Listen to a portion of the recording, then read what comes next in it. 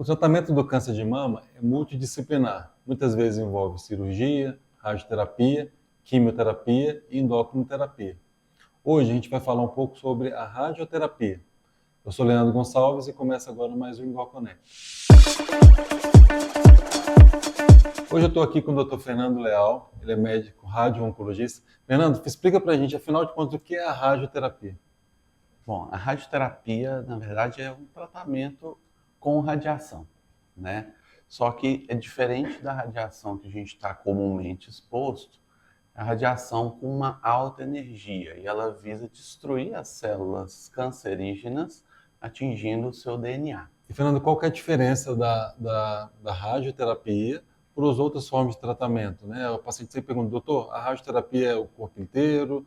Ela trata todas as partes do corpo? É um tratamento localizado? Como é que é isso? A radioterapia, ela é um tratamento que vai ser direcionado para a área que está doente. Então é muito comum, às vezes, o paciente sentir sintomas em outros locais que não estão sendo tratados e atribuir a radiação porque é um tratamento que está sendo executado naquele momento, mas a radioterapia hoje é um tratamento altissimamente personalizado, ou seja, é para aquele paciente, o plano que se faz para aquele paciente não se aplica a outro paciente e para aquela localização específica.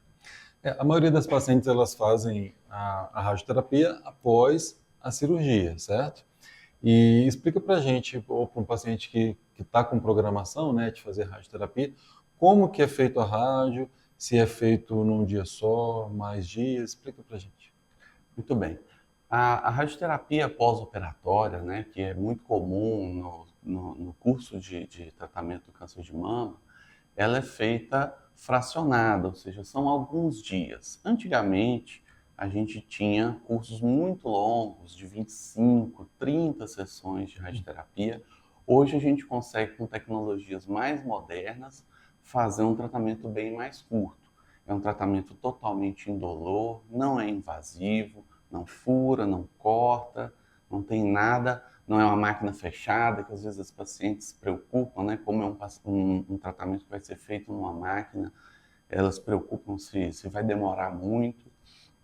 E cada sessão dura cerca de 5 minutos, né? Então é super rápido, indolor, não tem nenhum desconforto para o paciente e é um auxílio nesse caminho de cura da paciente. Muitas pacientes, elas finalizam a radioterapia, né, muitas vezes sem sintoma nenhum, e passa um tempo, as pacientes elas podem sentir um pouco de fisgada, às vezes de vermelhidão no lugar. Explica pra gente quais são os efeitos, né, tardios da radioterapia. Muito bem. A radioterapia ela tem um efeito cumulativo, né? Como a gente faz por segurança o tratamento fracionado, a radioterapia ela vai causando uma inflamação diária. Porém, os tecidos sadios eles vão se recuperando mais rápido que os tecidos que estão doentes, os tecidos tumorais. Com o tempo, essa inflamação ela vai se acumulando e aí vão surgindo os efeitos. Mesmo depois que a gente termina o tratamento, as 15, 20 sessões que estavam programadas, o efeito da inflamação, que é o efeito biológico, ele ainda persiste por alguns dias e o mais comum são os efeitos na pele. Quando o paciente é um caso de pós-operatório, a cicatriz, que geralmente ela já chega antes da radioterapia sentindo algumas pontadas, algumas ferroadas, ela intensifica um pouquinho esses sintomas. Depois isso vai melhorando com o tempo. Tardiamente, o que a gente pode ver é uma alteração na estrutura do local onde a gente está tratando. Então, às vezes a mama fica um pouquinho diferente, a pele pode ficar com uma coloração um pouquinho diferente, mas a grande maioria das pacientes, elas não apresentam esses sintomas. O mais comum é a mama ficar muito semelhante à mama que não está sendo tratada. E as pacientes, durante o período da rádio, né, elas recebem alguma orientação, por exemplo, passar algum tipo de creme? Ela pode passar qualquer creme ou ela tem que seguir as orientações, né, da equipe da radioterapia? Existem várias orientações, né? A gente dá uma aula para a paciente antes de começar o tratamento, para que ela não intensifique esses sintomas. paciente é um indivíduo único, né? Então, assim, se a gente vai aplicar um tratamento, pode ser que tenha uma paciente que não sinta praticamente nada e pode ter uma paciente que vai sentir muita coisa. Como a gente não sabe, a gente dá orientações no sentido de prevenir que os sintomas sejam tão intensos. Então, o que a gente não pode fazer durante e nos meses seguintes da radioterapia? A exposição solar é uma coisa que a gente contraindica da região que está sendo tratada, assim como outras fontes de calor, como o banho muito quente, a gente pede para evitar. Se a paciente trabalha com alguma fonte de calor, tem paciente que é chefe de cozinha, trabalha perto do fogão, e a gente pede para evitar também. É lógico que ela não está proibida de cozinhar, ela pode fazer alguma coisa, mas ela não pode estar ali exposta àquela fonte o tempo todo. Os cuidados com a higiene, né? Assim, fora a temperatura da água, a gente pede para evitar coisas abrasivas, então o uso de buchas, de esfregar com a bucha, ou até mesmo esfregar com a toalha na hora de secar, pode machucar a pele e levar a um processo inflamatório maior. O uso de cremes e hidratantes tem que ser direcionado pela equipe de tratamento, não pode ser qualquer creme ou qualquer hidratante.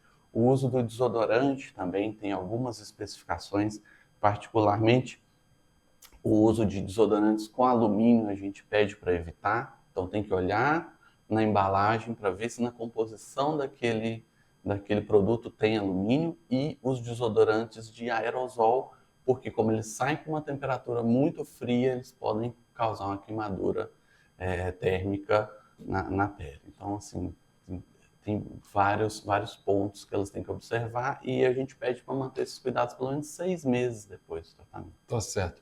E o que é a sua especialidade, né? Ela vem... Quais são os avanços que você notou nos últimos anos, né? Especificamente no tratamento do câncer de mama?